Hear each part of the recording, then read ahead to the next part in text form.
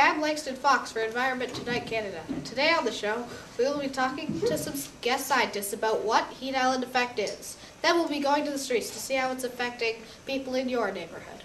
But first, let's welcome our guests, Dr. Furtado and Dr. Levy.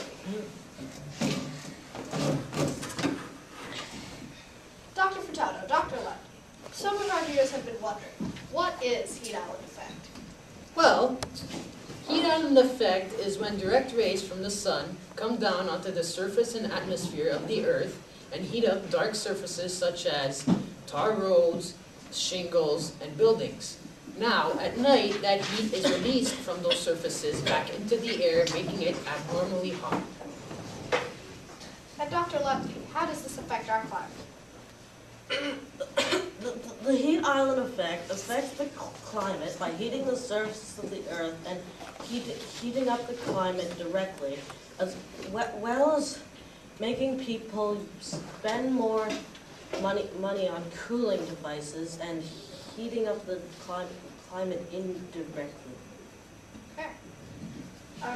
Why do cities hold more heat than rural areas? Because it attracts and traps heat more. Okay. How does heat island effect affect rural areas in a negative way? Well, it dries up arable land and making some crops die, making it harder for farmers to get income.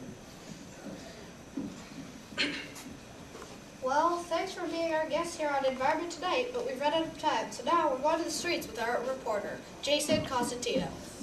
Hi, I'm Jason Constantino, and we went to the streets and brought somebody to the studio. Here, I'm talking with Bina Simba about heat island effect. Bina Simba, how does heat island affect your family? Well, my son has asthma, and heat island effect causes smog, which makes it harder for my son to breathe. So we've asked neighbors around to use less air conditioning, put lighter shingles on their roofs, and to use gravel. Those sound like great ways to stop heat island effect. We'll be right back to... Does your fridge not use enough kilowatts? Does the box not fit your entire family?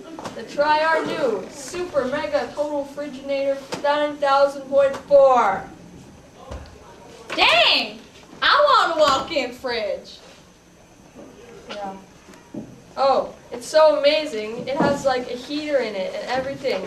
And it's only $9.99.99.99 plus tax. And it's so amazing, the electricity bill will only take up 8 trees of paper. Only 8!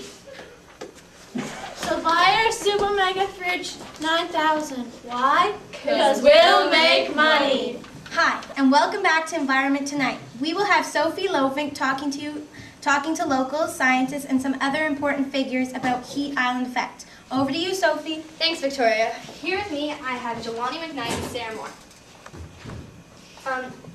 So, what are a couple ideas that people can do to help reduce heat island effect? Well, one thing is that they can make concrete surfaces a lighter color, like white. We can also put solar panels on our roofs. That way, not only saving energy, it will be helping to reduce heat island effect. I want TV! Hi, Mom! Dad! Hi! There are all sorts of things people can do to reduce heat island effect.